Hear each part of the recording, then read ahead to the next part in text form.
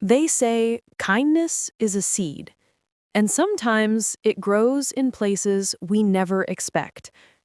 But on a cold, windy evening in Portland, a young woman named Emily Carter learned that even the smallest act of love can come back in the most unbelievable way. The rain started earlier than usual that day. The sky was gray, the kind of gray that makes the whole world look tired.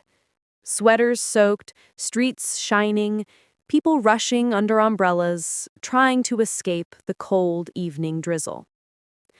Emily moved slowly through it, hugging her coat closer. Her shoes were muddy, her hair was wet, and her backpack felt heavier than usual. It wasn't just the rain, it was life. She had just lost her job, downsized after 5 loyal years. Rent was due in 6 days, her grocery money was already thin, and tonight she carried the last proper meal she could afford for the week, a warm, homemade sandwich wrapped carefully in foil. Still, she forced a smile, because that was who she was, sweet, gentle, and hopeful, even on the days hope felt too small. As she crossed the old Riverside Bridge, she saw someone sitting alone on the far end. A man, thin, soaking wet, knees pulled against his chest, not moving, not speaking, just staring at the water below him. Emily slowed down. Her heart moved before her feet did. She approached carefully. "Sir, are you all right?" No response. He didn't look like someone who drank or someone who wanted trouble. He looked like someone who had lost everything inside him. So Emily sat down, right next to him. Rain dripping from her eyelashes, breath shaking from the cold. If you don't want to talk, that's okay, but you don't have to be alone. The man's eyes shifted slowly toward her. Red, wet, exhausted. "My daughter," he whispered. "She's gone." Emily's heart cracked. She passed?" she asked quietly. The man shook his head. "No, she's alive, but her mother won full custody.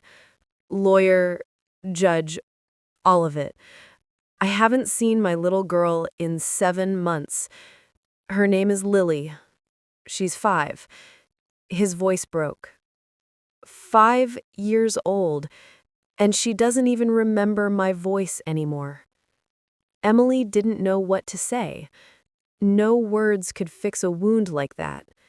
So she did the only thing she could. She opened her backpack and took out her only meal, the warm sandwich. She placed it in his hands softly. "I don't have much," she whispered, "but you should eat." The man stared at it, confused, his lips trembling. "You're giving this to me? In the rain? To a stranger?" Emily smiled through the cold. "If today was my worst day, I wouldn't want to spend it alone. Please eat. For your daughter." For the first time that night, the man cried. Silent tears, chest shaking. He unwrapped the sandwich and took a small bite. Then another, and another. And with every bite, something inside him softened. He looked at her again. "Thank you. You don't even know my name." "That's okay," she said gently. "I don't need to. Humans don't need a reason to be kind." They sat together for almost an hour. 2 strangers, one broken, one tired, both cold, but not alone. When the rain slowed and the sky turned darker, Emily stood. "I have to go," she whispered, "but you'll be okay. Just don't stop trying. Your daughter needs you, even if she doesn't know it yet."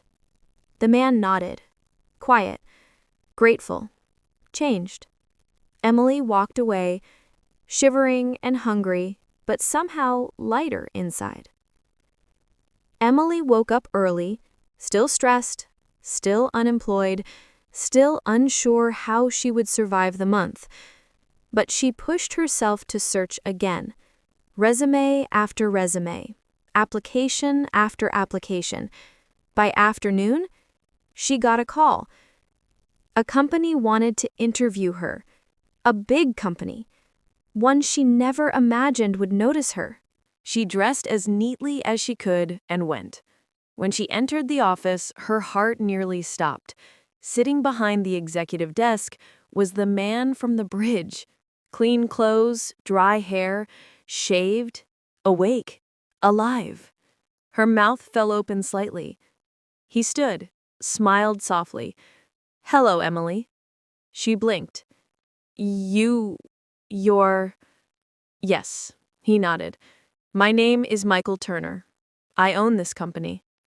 Emily froze, completely. He reached into his drawer and pulled out a tiny pair of pink mittens.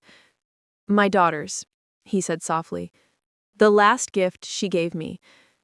Last night, I was seconds away from doing something very, very permanent on that bridge." Emily felt her knees weaken. "But then a stranger sat beside me," he continued, voice trembling. "A stranger who had nothing and still gave everything. You gave me your only meal, and more than that, you gave me a reason to stay alive." Emily covered her mouth, tears filling her eyes. Michael took a deep breath. "I made a promise last night.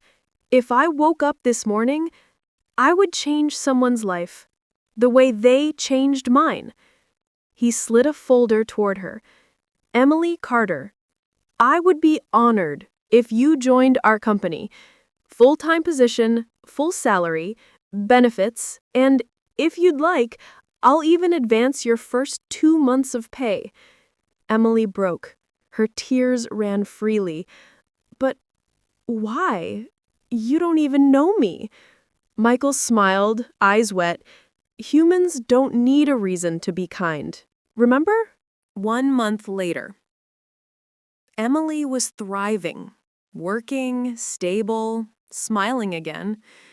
And one Friday evening, as the office prepared to close, Michael approached her. "I want to show you something." He invited her to a small cafe nearby.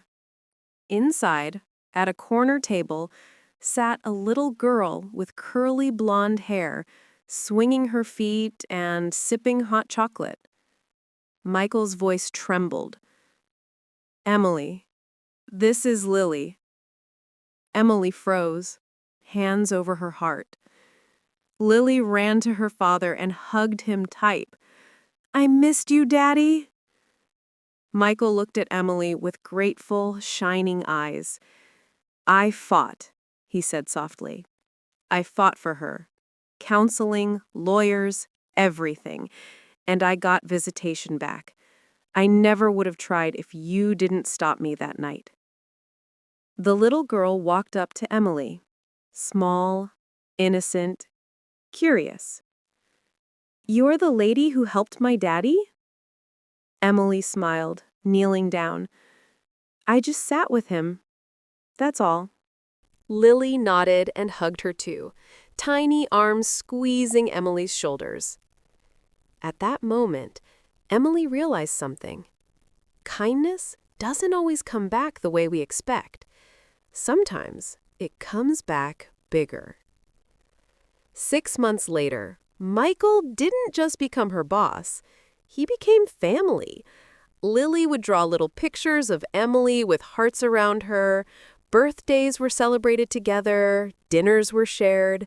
And every time Emily saw that man smile, she remembered the broken stranger on the bridge and how close he came to never seeing his daughter again.